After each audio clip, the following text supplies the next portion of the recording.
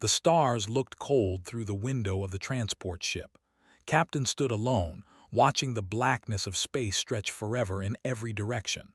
Behind him, he could hear the soft voices of his crew. They were nervous. He was nervous too, but he would never show it. Today was the day humanity had waited for. Today, the Empire would sign a peace treaty with Earth. 50 years of Cold War. 50 years of watching each other across the void. 50 years of fear and tension and ships pointing weapons at ships. All of it would end today. Turned from the window, his uniform felt heavy on his shoulders. The dark blue fabric carried the symbol of Earth's united fleet on his chest. He was 42 years old, and he had spent 20 of those years preparing for war with the. Now he would help make peace with them instead. His sister walked toward him. She was younger by 5 years, with short black hair and sharp eyes that missed nothing. She served as the delegation's translator. The language was difficult, full of clicks and long vowel sounds that most humans found impossible to speak, but had a gift for languages. She had learned in just 3 years. "You look worried," she said to him quietly. "I am not worried," lied. Smiled. She knew him too well. They had grown up together in a small apartment in Seoul, back when Earth was still divided into countries. Their parents had died in an attack on a colony world, and had watched the news together, holding hands as children while fire consumed their parents' ship on the screen. That was 30 years ago. Neither of them had forgotten. "The shuttle is ready," said Lieutenant Wu from across the room. He was a tall man with broad shoulders and a face that rarely showed emotion, but could see the tension in his jaw, the slight tightness around his eyes. Wu had lost people to the two. Everyone had. Nodded. "Tell the others, we leave in 10 minutes. The delegation was small. Just 12 humans going to meet the Emperor on his own flagship. Some people back on Earth had called it foolish. Some had called it brave. Thought it was simply necessary. Peace required trust, and trust required risk. He walked to the shuttle bay with beside him. The rest of the team was already there.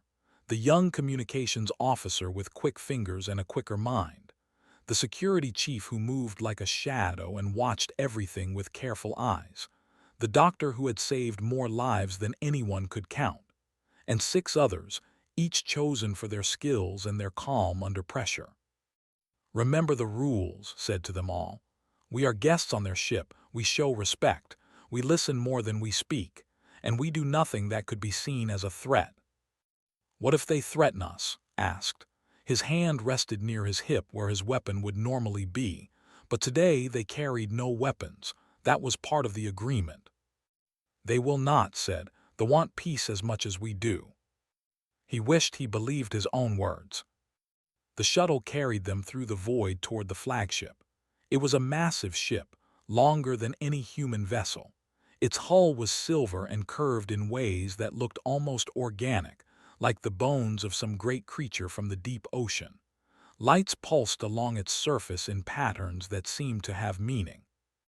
"Watch the ship through the window. It is beautiful," she said softly. "It is dangerous," replied. "It can be both," said. The shuttle docked without problems. The airlock opened with a hiss and warm air rushed in. It smelled different from human air, somehow, almost like flowers but not quite. A group of waited for them on the other side. Had seen pictures of the before.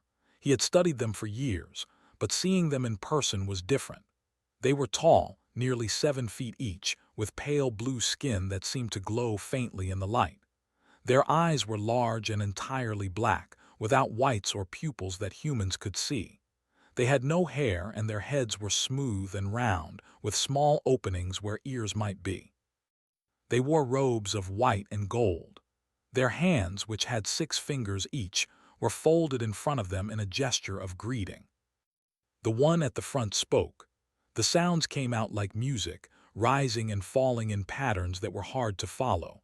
Listened carefully, then turned to. "He says welcome to the honored guests from Earth. He says the Emperor waits for us in the Great Hall. He says today is a day for joy." bowed his head slightly. "Tell him we are grateful for the welcome. Tell him we come with open hearts and hope for a new future." Translated, the black eyes showed no reaction, but he bowed his head in return. They walked through the ship. The corridors were wide and bright, lit by soft light that came from the walls themselves. Others moved past them, some stopping to stare at the humans with their strange small bodies and their odd-colored skin and their hair that grew from their heads. Kept his face calm. He walked with his shoulders straight and his steps measured. He was here to represent all of humanity. He would not show fear or uncertainty. He would show strength through peace. The great hall was enormous. It could have held 1,000 people easily. The ceiling rose high above, decorated with patterns of stars and planets that did not recognize. Nobles stood in groups along the sides, watching as the humans entered. And at the far end, on a platform raised above the floor, sat the emperor. He was older than the others, his blue skin darker and lined with age. His robes were pure gold, and a crown of some silver metal rested on his smooth head. His black eyes watched the humans approach with an expression that was impossible to read. Stopped at the proper distance, he bowed low as the protocols required, and the others bowed with him. "Rise," said the emperor. His voice was deeper than the others, slower, translated his words as he spoke. "You have come far, humans. You have shown courage. Today, we end the long silence between our peoples." "We are honored," replied Thru. "Our people want peace. We want to build something new together." The emperor made a sound that might have been a laugh. "Yes, something new. That is what we all want." He raised his hand. A servant came forward, carrying a scroll made of some material that shimmered in the light. The peace treaty. Felt his heart beat faster. "Come forward," said the emperor. "Stand beside me. Let us sign this agreement before my court, before the stars themselves." Walked up the steps to the platform. He could feel every eye in the room watching him. His skin felt tight. The sweet air seemed thick in his lungs. He reached the top of the platform. The emperor stood to greet him, and allowed himself, for just one moment, to believe that everything would be fine. The scroll felt strange in his hands. It was lighter than paper but stronger, and the writing on it glowed softly with an inner light. He could not read the words but had studied the document for weeks.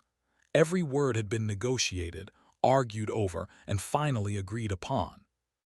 The emperor stood beside him, close enough that could smell the alien scent of his robes, sweet and sharp at the same time, like fruit that had started to rot. The emperor's black eyes reflected nothing, showed nothing. They were like two holes into empty space. "This is a great moment," the emperor said. His voice echoed through the silent hall. Every noble watched without moving. "For generations, our peoples have feared each other. We have pointed our weapons across the stars and waited for the war that never came." Listened to his translation in his earpiece. He nodded slowly. "Today that changes," the emperor continued. "Today we choose a different path, a path of cooperation, a path of shared futures." The nobles made sounds of approval. It sounded like wind through hollow tubes. Stepped forward to the table where the signing would take place. A pen-like device waited there, designed to work with both human and hands. He would sign first, then the emperor. He picked up the pen. His hand was steady. He had trained himself not to shake, not to show any weakness. Behind him he could feel his presence. She was proud of him, he knew. Their parents would have been proud too. He signed his name in slow, careful strokes. The glowing ink stayed on the scroll, permanent and official. Earth's representative had committed to peace. He set down the pen and turned to the emperor with a small bow. The emperor did not move toward the table. Felt the first touch of cold in his stomach. Something was wrong. The emperor should have stepped forward immediately. The protocols were clear. "Is there a problem?" asked. The emperor's thin lips curved into something that might have been a smile. On a human face, it would have looked friendly. On the emperor's face, it looked like something else entirely. A problem, the Emperor repeated. No, no, there is no problem. Everything is exactly as it should be. He raised one six-fingered hand and made a gesture. Heard the shot before he felt it. It came from behind him, a blast of plasma energy that burned through the air with a sound like tearing cloth. He felt heat, then pain, then nothing at all in the center of his back. His legs stopped working. He started to fall. Time seemed to slow down. He could see his face, her expression changing from pride to horror in an instant. He could see reaching for a weapon that was not there. He could see the nobles, still as statues, watching with their empty black eyes. And he could see the Emperor, still smiling that terrible smile. Hit the floor hard. His face struck the cold metal and he tasted blood in his mouth. The pain came then, rushing through him like fire. His back was burning. He could smell his own flesh cooking. Someone was screaming. It might have been himself. "Did you really think," the Emperor said, his voice calm and quiet, "that we would make peace with you? You who are barely more than animals. You who crawled out of the mud of your little planet and dared to reach for the stars." Tried to move. His arms would not obey him. His legs were dead weight. He could only lie there and listen. "We never wanted peace," the Emperor continued. "We wanted this moment. We wanted the whole galaxy to see what happens when humanity dares to consider itself equal to the—" Laughter filled the hall. The nobles were laughing. The guards were laughing. The sound bounced off the high ceiling and surrounded the humans like a cage. Dropped to her knees beside. Her hands pressed against his back, trying to stop the bleeding that she could not stop. Her tears fell on his face. "Brother," she whispered, "brother, stay with me, please." "Step away from him," said a guard. He held the plasma weapon that had shot. It was still hot, still glowing. "Did not move." The guard pointed the weapon at her head. "I said step away." Stepped forward, putting himself between the guard, and his fists were clenched, even though he knew he could not win. "You will have to kill me first." "That can be arranged," the guard said. "Enough," the Emperor's voice cut through the noise. "Do not kill them yet. I want them to watch. I want them to see their leader die slowly on my floor. I want them to carry that image back to Earth." He looked down at, his black eyes cold and empty. "You will live long enough to understand your mistake, human. You trusted us. You came to our ship without weapons, without protection. You believed our words. That is the weakness of your kind. You want so badly to believe in peace that you blind yourselves to truth." Tried to speak. Blood bubbled from his lips. "The truth," the Emperor said, "is that there will never be peace. There will only be the strong and the weak, and you humans are the weak." The other members of the delegation stood together in a small group. Guards surrounded them, weapons pointed at their hearts, was crying silently, was reciting something under her breath, maybe a prayer. The others stood still, faces pale, eyes wide. Could feel his life draining away. The wound in his back was too large, too deep. He had seen injuries like this before in the wars and conflicts of his career. He knew what they meant. He was dying. But somewhere inside him, in a place deeper than the pain, something else was happening. Something was waking up. His fingers twitched, just slightly, just enough. The Emperor had turned away, speaking to his nobles about the next phase of his plan. He was talking about Earth, about the fleet he would send, about the cities he would burn. He was already celebrating his victory. He did not notice fingers moving. "Did?" She leaned closer, her tears still falling but her eyes sharp and watching. She whispered, "Can you hear me?" His lips moved. No sound came out, but she could read the shape of the words. "Not yet." Something cold settled into his chest. Not fear, something else. Something that felt like ice and iron mixed together. She understood. Humans were not like the. Humans were small and soft and lived short lives. Humans got sick and died easily. Humans felt pain and fear and doubt. But humans also did something that they had never understood. Humans refused to die when they were supposed to. His hand moved again. His fingers closed into a fist. The muscles in his arm tightened under his torn uniform. The emperor was still talking. The guards were still laughing. The nobles were still celebrating. None of them were watching the dying human on the floor. None of them saw him open his eyes. Sat back slowly. She wiped the tears from her face. Her expression changed, hardened, became something new. She looked at, he was watching too. He had seen what she had seen. They said nothing. They did not need to. They waited. And on the floor, in a pool of his own blood, Captain began to rise. The first thing felt was rage. It burned through him hotter than the wound in his back, hotter than the plasma that had torn through his flesh. It filled his chest and his arms and his hands, and it gave him strength that should not have existed. He pushed himself up from the floor. It was slow, his arms shook. Blood dripped from his chin and pooled beneath his palms. Every movement sent waves of agony through his body, but he kept pushing, inch by inch, centimeter by centimeter. His knees found the floor beneath him. He knelt there for a moment, breathing hard, fighting against the darkness that pulled at the edges of his vision. The emperor was still talking. His voice flowed through the hall, smooth and confident, painting pictures of human cities in flames, human ships torn apart, human children crying for parents who would never come. Placed one foot flat on the floor. He pushed again. And he stood. The hall fell silent. It happened slowly, like a wave moving through water. The nobles closest to saw him first. Their laughter died in their throats. Their black eyes went wide. One of them made a sound, a high clicking noise that might have been shock or fear. The silence spread, noble to noble, guard to guard, until the whole room had stopped making any sound at all. The emperor was the last to notice. He was in the middle of a sentence, describing how he would personally execute the human leaders, when he realized no one was listening anymore. He turned around. Stood on the platform, swaying slightly but upright. Smoke rose from the wound in his back. His uniform was soaked with blood, so much blood that it seemed impossible he could still be breathing.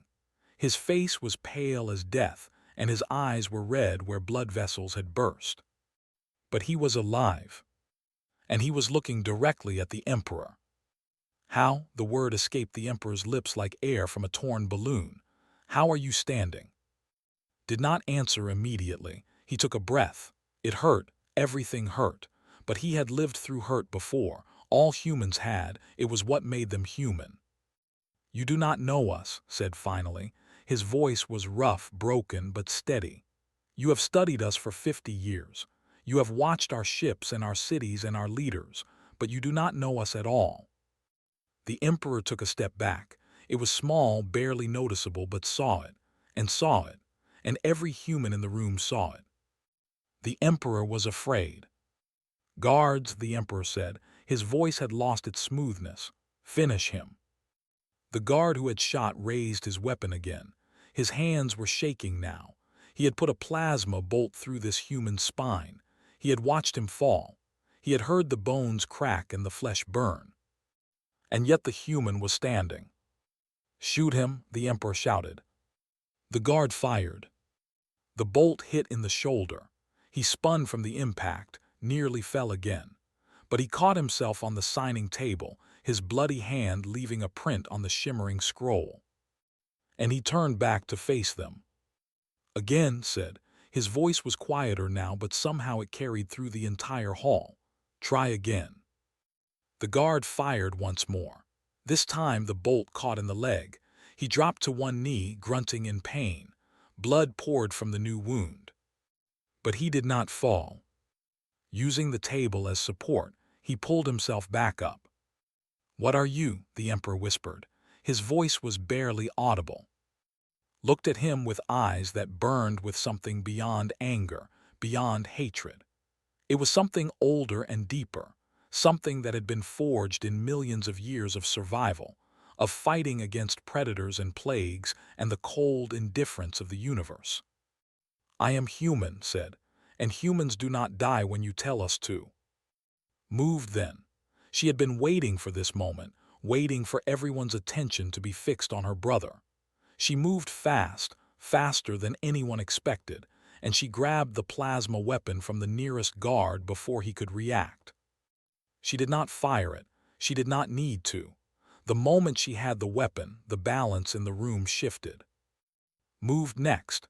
He took down another guard with his bare hands, breaking the alien's wrist and taking his weapon in a single fluid motion. Then was moving, and the others, each one finding a way to arm themselves or protect themselves in the chaos. The nobles began to panic. They had expected to watch humans die. They had not expected this. The emperor backed away toward a door at the rear of the platform. "Stop them," he screamed. "Stop them all."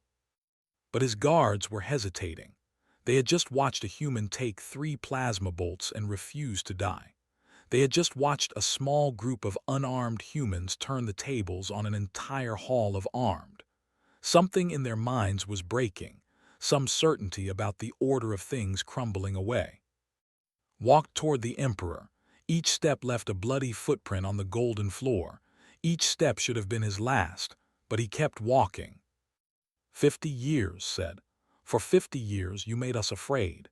You made us think you were stronger, smarter, better than us in every way. He was close now, close enough to see the patterns of age on the emperor's face, close enough to see the fear swimming in those black, empty eyes. "But you made a mistake," continued. "You believed your own lies. You forgot what we really are." The emperor's back hit the wall. There was nowhere else to go. "We are the species that survived ice ages and plagues and world wars. We are the species that clawed our way out of caves and reached for the stars with nothing but our will in our hands. We are the species that does not know how to quit." Stopped swaying on his feet. He was nearly done now, his body finally reaching its limits, but he had enough strength left for one more thing. He leaned close to the emperor's face. "You shot me in the back," he said softly. "You broke your word, you betrayed peace, and now you will learn what that costs." The emperor tried to speak, but only a small clicking sound came out. "My people will come for you," said. "Not today, not tomorrow, but they will come. And when they do, they will remember this moment. They will remember what you did here, and they will show you exactly what happens when you make an enemy of humanity." Then's legs finally gave out. He collapsed against the wall, sliding down until he sat on the floor. His eyes closed. His breathing became shallow. Ran to him, catching him before he could fall completely. "Brother," she said, her voice breaking. "Brother, stay awake." "I am tired," whispered, "so tired." "You cannot sleep yet. You have to hold on. Help is coming, I promise. Help is coming." She looked up at the room, at the frozen, at her fellow humans who now held weapons and positions of power in this place that was supposed to be their grave. "Someone get a message to the fleet," she said, her voice cold and hard as steel. "Tell them what happened here. Tell them everything." Lieutenant Wu was already moving toward a communication panel. His face was grim, his jaw set. They did not try to stop him. They were too busy staring at the bleeding human on the floor, the human who should have died 3 times over, the human who had looked their emperor in the eyes and made him afraid. In that moment, something changed in the galaxy. A small shift, barely noticeable, but shifts like that have a way of growing. They had wanted to humiliate humanity. Instead, they had awakened something far more dangerous. They had given humanity a reason to fight. Lieutenant Wu stood at the communication panel, his fingers moving across controls he had never used before. The technology was different from human systems, but the basic ideas were the same. Input, output, signal, message. Behind him, the great hall had become a strange mix of tension and confusion. Guards still outnumbered the humans 10 to 1, but nobody was moving. Nobody was fighting. Everyone was watching and waiting to see what would happen next. Held her brother in her arms, pressing pieces of torn cloth against his wounds. The doctor had joined her, working quickly with what little she had. Was still breathing, still conscious, but barely. "I need medical supplies," said to the nearest guard. Her voice was calm and professional, as if she was in a hospital on Earth instead of an enemy flagship. The guard stared at her. He did not know what to do. His orders had been to kill these humans. But his emperor was pressed against a wall, pale and shaking, and the human who should have been dead was still alive. Now said, there was iron in her voice. The guard turned and left to find medical supplies. He did not know why he obeyed. He just did. At the communication panel, Wu finally found what he was looking for. A broadcast channel, wide range, galaxy-wide if the power was sufficient. He called, "The camera feeds, where do they store them?" Looked up from her brother. Her face was streaked with tears and blood, but her mind was still sharp. She pointed to a panel on the wall. "There, the record everything. It is part of their culture. They believe history must be preserved." Wu walked to the panel. He found the recording from the signing ceremony. Every moment was there. The emperor's speech, his gesture to the guard, the shot, falling, the emperor's mocking words. "And rising." "Perfect," Wu whispered. He connected the recording to the broadcast system. His fingers hesitated over the final control. "Wait," said the emperor. His voice was weak, desperate. "Wait, what are you doing?" Wu looked at him. There was no anger in his eyes, no hatred, just cold determination. "I am showing the galaxy what you really are," he said. He pressed the control. The signal went out. It moved at the speed of light through relay stations and communication networks, spreading across the stars like ripples in a pond. Within minutes, it reached 100 systems. Within hours, it would reach 1,000. Every species with a receiver saw the same thing. The emperor promising peace. The emperor ordering the execution of an unarmed human delegate. The emperor laughing while a man lay dying on the floor. And then they saw something else. They saw the human rise. Across the galaxy, beings of countless species watched in silence. Some of them had thought humans were weak, soft, easy to control. Some of them had made deals with the promised support in exchange for protection. Some of them had planned their own betrayals. Now they were not so sure. The recording ended. Wu stepped back from the panel. "It is done," he said. The emperor made a sound like a wounded animal. "You fool! You have destroyed any chance for peace. You have started a war that will burn through the galaxy." Wu turned to face him. "You started the war, we are just finishing it." A new sound filled the hall. It came from outside, from space itself. A deep rumbling that vibrated through the walls and floor of the flagship. The emperor's face went pale. "No," he whispered, "that is not possible." Moved to a viewport and looked out at the stars. What he saw made him smile for the first time since they had boarded this ship. Ships were appearing out of nowhere. Human ships. They flickered into existence like ghosts becoming solid, their cloaking fields dropping away to reveal hulls of dark metal and weapons that glowed with deadly light. There were hundreds of them. They surrounded the flagship in a sphere of steel and fire. "You thought we came alone," said quietly. "You thought we were fools." The emperor stumbled toward the viewport, unable to believe what he was seeing. "This is impossible. We would have detected them. Our sensors would have found them." "Your sensors found nothing," said from the floor, still holding her brother. "Because we did not want them to. We have been preparing for this moment for a long time, just in case." "In case of what?" "In case you were exactly what you turned out to be." A communication panel lit up. A voice came through, human and military and sharp. "This is Admiral of the Earth Defense Fleet. We have received the broadcast. We have seen what you did. You have 10 minutes to surrender your flagship and release our people, or we will open fire." The emperor looked around wildly. His nobles were backing away from him, distancing themselves from what was about to happen. His guards were lowering their weapons, recognizing a lost battle when they saw one. "You cannot do this," the emperor said. We have ruled this region of space for 1,000 years." "And in 10 minutes you will be dust," came the admiral's reply, "unless you surrender." Coughed, blood came up with the sound, but his eyes opened and he looked at the emperor with something like satisfaction. "I told you," he said, his voice barely above a whisper. "I told you my people would come." The emperor stared at him. In those black eyes something was breaking. Some ancient certainty, some absolute belief in superiority was crumbling away. "Why?" the emperor asked. "Why did you come to us at all? Why risk everything for peace with us?" Thought about the question. He thought about his parents, burned to ash on a colony world. He thought about all the people who had died in 50 years of Cold War. He thought about the children growing up afraid, the families torn apart, the dreams that had been crushed by the weight of constant conflict. "Because we wanted to believe you could be better," said finally. "We wanted to believe that peace was possible. That is the difference between us. We hope.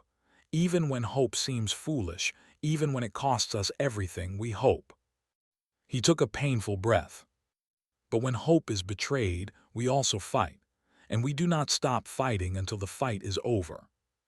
The emperor had no answer for that. Admiral's voice came through again. 5 minutes. The nobles were leaving now, fleeing through side doors, abandoning their emperor. The guards had set their weapons on the floor and stepped back, hands raised in surrender. The emperor stood alone. "Surrender," said to him. Her voice held no mercy, no sympathy. "Surrender and maybe your people will survive this. Keep fighting and they will not." The emperor looked at her, then at the human fleet waiting outside his window. He had spent his whole life believing in power. He had believed that the galaxy belonged to his people by right, that all other species were lesser beings to be used and discarded. Now he understood how wrong he had been. He lowered himself to his knees. His golden robes pooled around him like a dying sun. "I surrender," he said. The words echoed through the great hall, through the communication system, through the broadcast that was still running, through the entire galaxy. The emperor of the ruler of 1,000 worlds, had surrendered to a group of humans led by a dying captain who refused to fall. And somewhere on 1,000 different planets, beings of 1,000 different species watched and learned something new about the small, soft creatures from the little blue planet. Humans were not to be underestimated. Humans were not to be betrayed. And when you shot a human in the back, you had better make sure they did not get back up again. 3 weeks passed. Lay in a hospital bed on Earth, in a room with a window that looked out over the mountains of his home country. The sky was blue, the trees were green, and birds flew past without any knowledge of the events that had changed the galaxy. His wounds were healing. Human medicine had come far in the last century, and the doctors said he would walk again within a month.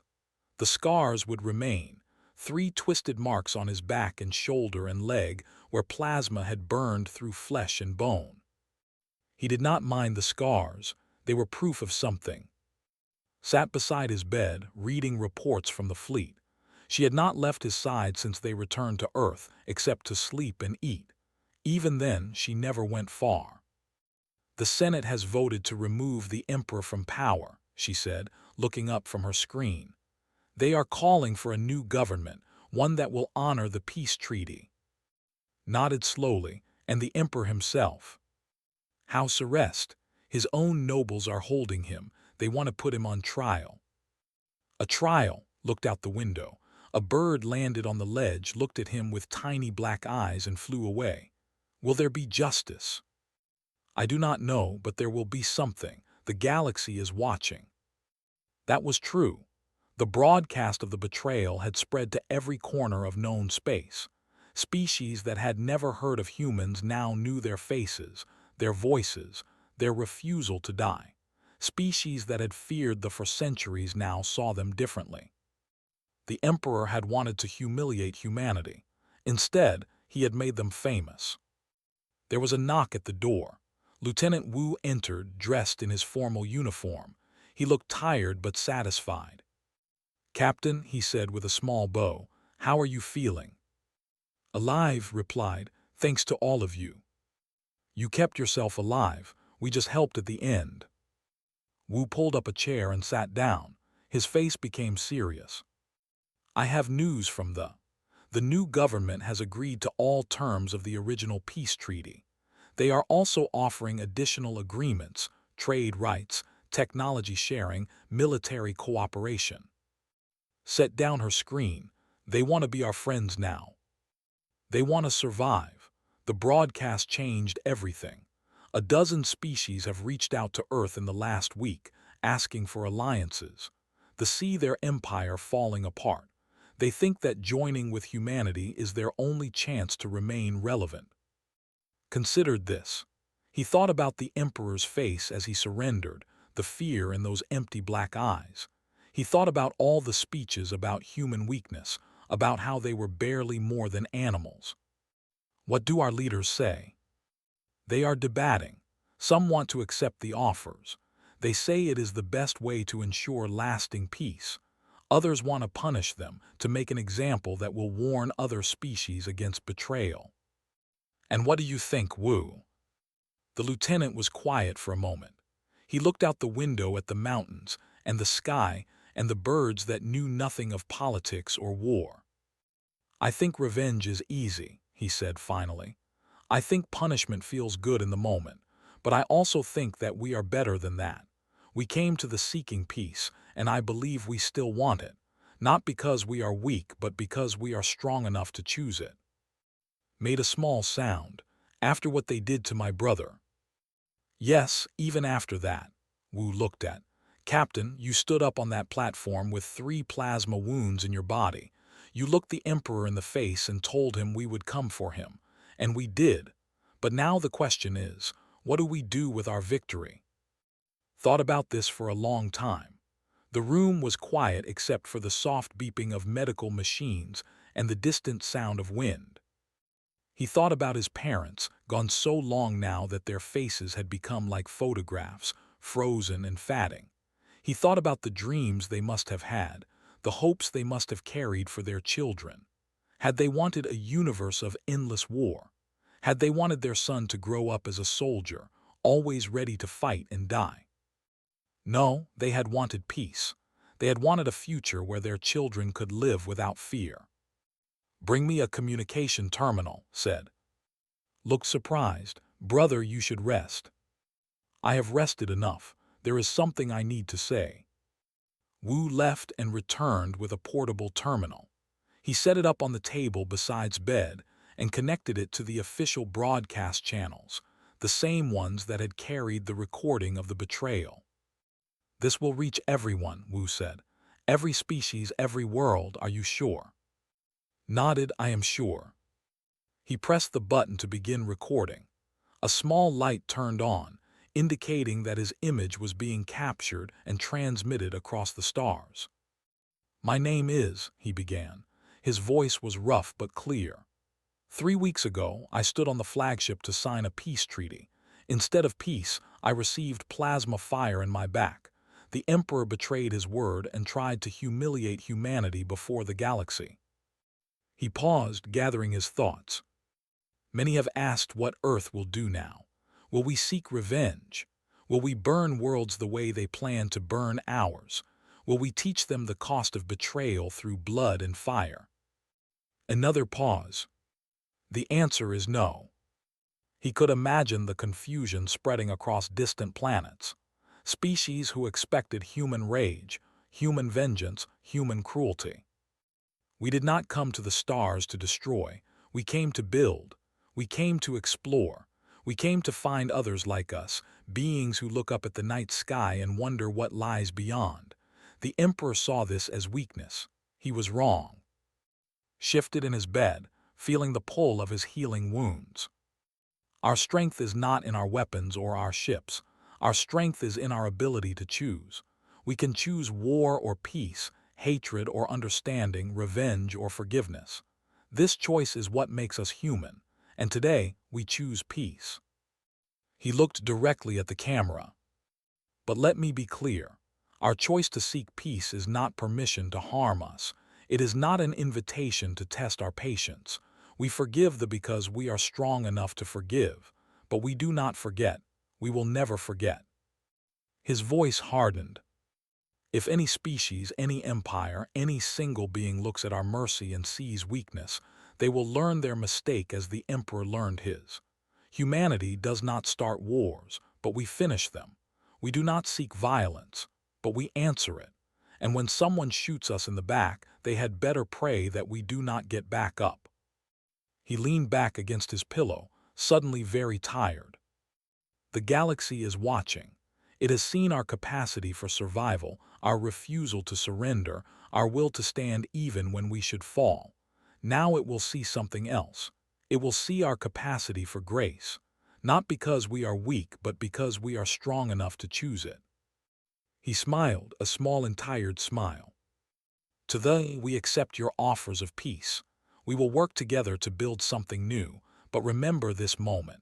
Remember the human who refused to die. Remember the fleet that appeared from nowhere. Remember that mercy is a gift, not a right. One final pause. To the galaxy, we are humanity. We came from a small blue world in a quiet corner of space. We have struggled and suffered and survived. We have made mistakes and learned from them. And we are still here, still reaching for the stars, still hopping for a better future.